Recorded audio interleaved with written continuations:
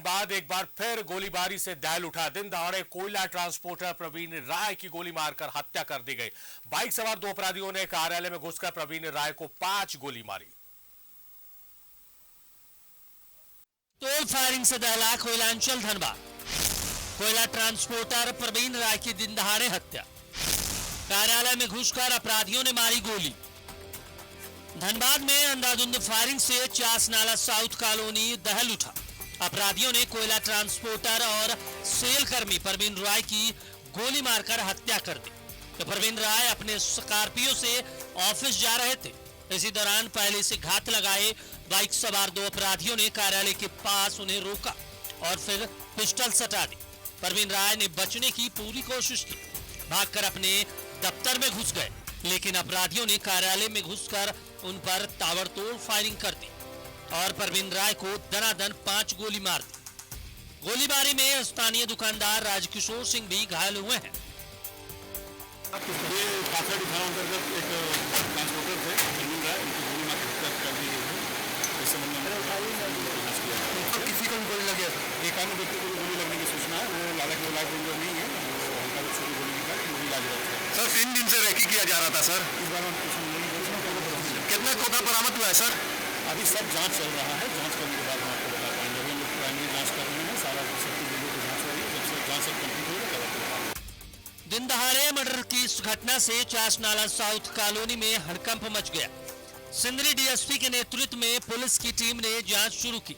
CCTV footage भी खंगाले। घटनास्थल से 8 खोखा और 3 जिंदा कारतूस मिला। फॉरेंसिक टीम ने भी घटनास्थल से कई सैंपल लिए, लेकिन अब तक हत्यारों के कोई भी सुराग नहीं मिले।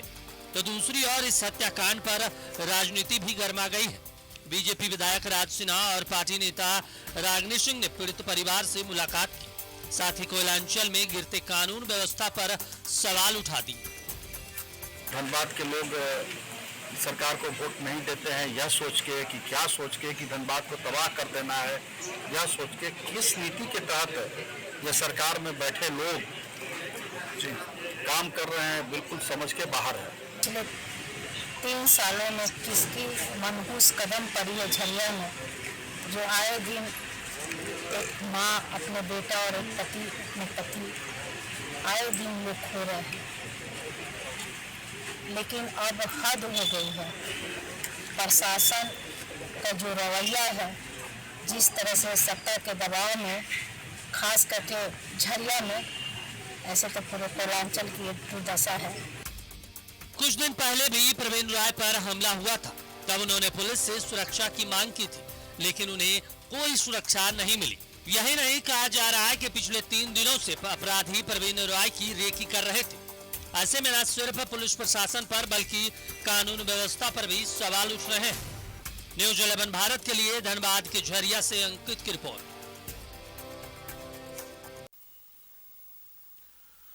तो कोयलांचल में दिन दहाड़े मर्डर हुआ है। एक ट्रांसपोर्टर की गोली मारकर हत्या कर दी गई। अपराधियों का हौसला किस कदर बढ़ा हुआ है, इस घटना से इसकी बानगी देखने को मिलती है।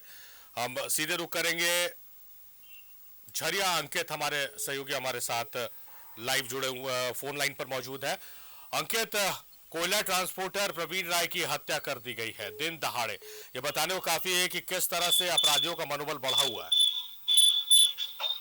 बिल्कुल सारी कहे तो कोयलांचल धनबाद में जिस तरह से अपराधियों का मनोबल बढ़ा हुआ है और जिस तरह से हत्याएं का जो दौर चला हुआ है, ये छुपा हुआ नहीं है कि जिस तरह से हत्याएं हो रही है और लगातार एक सप्ताह के अंदर में कहे तो जिस तरह से हत्याएं होती है, 1 सप्ताह पहले भी हत्या हुई थी और जिसके बाद आज फिर हत्या हुई, तो लगातार इस तरह का हत्याएं का दौर चला हुआ है। प्रशासन, जिला प्रशासन का कहे तो जिला प्रशासन जब हत्या होती है उसके बाद कुछ दिन या कुछ महीने के बाद में आरोपी को गिरफ्तार करते हैं, उसके बाद पीसी करते हैं, उसके बाद कार्रवाई तो होती है, लेकिन कार्रवाई के साथ साथ जो हत्यारा है या जो आरोपी जो कहे तो जो गुंडा है वो जो है उसका मनोबल बढ़ा हुआ है। और जहां तक प्रवीण राय ट्रांसपोर्टर की बात करें सारिक, तो आज से 1 साल पहले इनको धमकी भी मिल चुका था और जिसके बाद ये अंगरक्षक का मांग भी किए थे, लेकिन इनको अंगरक्षक नहीं हुआ, एक रह गया था।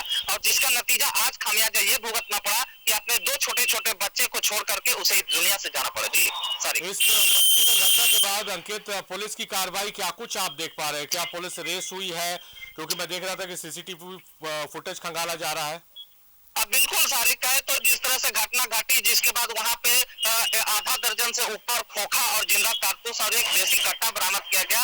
और जो ट्रांसपोर्टर का जो ऑफिस था, जिसमें से फोन से लगभग वहाँ जो उसका जो टोपी था मृतक का वो मिला। और जिसके बाद जो सिंदरी डीएसपी कहे तो तत्परता के साथ तुरंत सीसीटीवी फुटेज, जो कि जिस रास्ते से वो भागा था, और वहां से फुटेज मिला है कुछ, और कुछ फुटेज उनके ऑफिस से मिला है, जहाँ के सीसीटीवी फुटेज में साफ दिख रहा है कि किस तरह से अपराधी दौड़ा करके गोली मारता है, और जिसके बाद जो अपने ऑफिस है वहां पे 2 गोली मारता है उसको। तो वो सारी मामला को बिंदु हर मामला को जांच कर रही है, जगह जगह वाहन चेकिंग भी लगाया गया है, और पुलिस बहुत जल्द जो आरोपी है उसको अपने गिरफ्त में लेने की तैयारी में जुट चुकी है। जी चलिए, उम्मीद की जानी चाहिए अंकित की जल्द से जल्द इस मामले का पुलिस खुलासा कर दे। बहुत शुक्रिया तमाम बातचीत, तमाम जानकारियों के लिए आपका अंकित।